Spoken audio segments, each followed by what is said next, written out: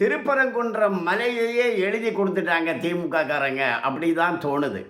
ஏன்னா சந்தனக்கூடுக்கு அவங்க விழாவுக்கு போனவங்க அவங்க பகுதியில் நிற்காம அந்த திருப்பரங்குன்றம் முருகன் கோயிலினுடைய அந்த ஸ்தல விருட்சமாக இருக்கக்கூடிய கல்லத்தி மரத்தில் போய் கொடியை கட்டியிருக்காங்க. அப்போ அந்த கோயிலுக்குன்னு ஒரு அதிகாரி இருக்கார், திமுககாரன் போட்டு வச்சுருக்காமல்ல அறநிலையத்துறையில், அந்த அதிகாரி அதை கவனிக்கவே இல்லையே, அவன் அதை கண்டுக்கலை. அப்போ இவன் தான் போய் கட்டியிருப்பான்னு நினைக்கிறேன். இவங்க தான் விட்டு கொடுத்துட்டாங்க, ஏன்னா இவங்க தான் எழுதி கொடுத்துருக்காங்கல்ல. அப்போ எப்படி தடுப்பாங்க? அதை நீதிபதி கேட்குறாரு, எப்படி கல்லத்தி மரத்தில் சல விருட்சத்தில் கொடியை கட்டுறதுக்கு நீங்கள் அனுமதிச்சிங்க? அவர் சொல்லியிருக்காரு, எனக்கு உடம்பு சரியில்லைங்க அப்படின்னு சொல்லியிருக்கிறாரு. அப்போ உடம்பு சரியில்லைன்னா இப்போ கோயிலில் வேறு ஆள் கிடையாது, அதான் உடம்பு சரியில்லைன்னா மெடிக்கல் லீவ் போட்டிருக்கிறியா நீ? அப்போ அதுக்கு பதிலாக வேறு யாரையாவது நியமனம் பண்ணியா? இப்படியெல்லாம் கேள்வி இருக்குது. அப்போ உடம்பு சரியில்லைங்க அப்படின்னு சொல்கிறது சும்மா. அப்போ அவங்க வந்து கல்லத்தி மரத்தில் கொடியை கட்டுறாங்க, அங்கே கலவரம் நடக்கலை, குழப்பம் நடக்கலை, ஒன்றும் நடக்கலை.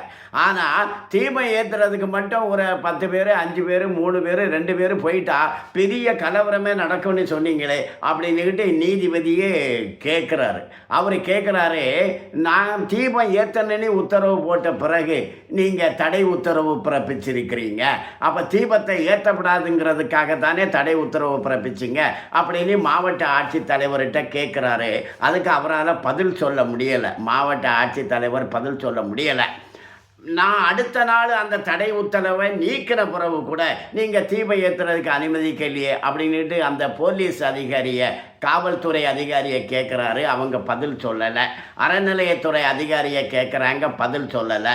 இப்போ பிப்ரவரி மாதம் 2ஆம் தேதிக்கு குற்றப்பத்திரிக்கை தாக்கல் பண்ண போகிறேன் அப்படின்ட்டு நீதிபதிகள் சொல்லியிருக்காங்க. நீதிமன்றத்தில் ஒரு தீர்ப்பு வந்தால் அந்த தீர்ப்பை செயல்படுத்த வேண்டியது தான் அரசாங்கத்தினுடைய வேலை. நீதிபதி கேட்குறாரு மாவட்ட ஆட்சித்தலைவர்கிட்ட, அப்படின்னா அமைச்சர் சேகர் பாபு சொல்லி தான் நீங்கள் அப்படி தடுத்து நிறுத்தினீங்களா தீபம் ஏற்றுறத அப்படின்னு கேட்குறாரு. இல்லைங்க, நானே தான் செஞ்சேன் அப்படிங்கிறாரு. அப்போ மாவட்ட ஆட்சித்தலைவருக்கு ஒரு துரும்பு மாதிரி நீதிமன்றம். என்ன நீதிபதியெல்லாம் உங்களை ஒன்றும் பண்ண முடியாதுங்க, நான் தான் செஞ்சேன். அந்த போலீஸ் அதிகாரியும் அப்படி தான் சொல்கிறாரு, நான் தான் செஞ்சேன் அப்படிங்கிறாரு. அங்கே இருக்க அறநிலையத்துறை அதிகாரியும் அப்படி தான் செய்கிறாரு, நான் தான் செஞ்சேன் அப்படின்ட்டு. அப்போ கொத்தடிமைகள் முதலாளிகளை காட்டி கொடுக்க மாட்டாங்க. இங்கேயும் காட்டி கொடுக்கல, நாங்கள் தான் செஞ்சோம் அப்படிங்கிறாங்க. பலிகடை ஆகிறதுக்கு தயாராகிட்டாங்க. எப்படியும் 1 வருட காலமாவது சிறை தண்டனையை நீதிபதி அவர்கள் இந்த குற்றவாளிகளுக்கு விதிப்பார்கள் என்று எதிர்பார்க்குறோம். அது நடக்கணும். அது நடந்தால் தான் ஒரு சட்டத்துக்கு ஒரு மரியாதை இருக்கும். திமுக ஆட்சியில் எதுக்குமே மரியாதை இல்லை. கருணாநிதி குடும்பத்தை விட்டா, ஸ்டாலின் குடும்பத்தை விட்டா வேறு யாருக்குமே மரியாதை இல்லை. அப்படிலாம் இருக்கு. சட்டத்துக்கு மரியாதை இருக்கணும்ல, சட்டத்தினுடைய ஆட்சி தானே இது.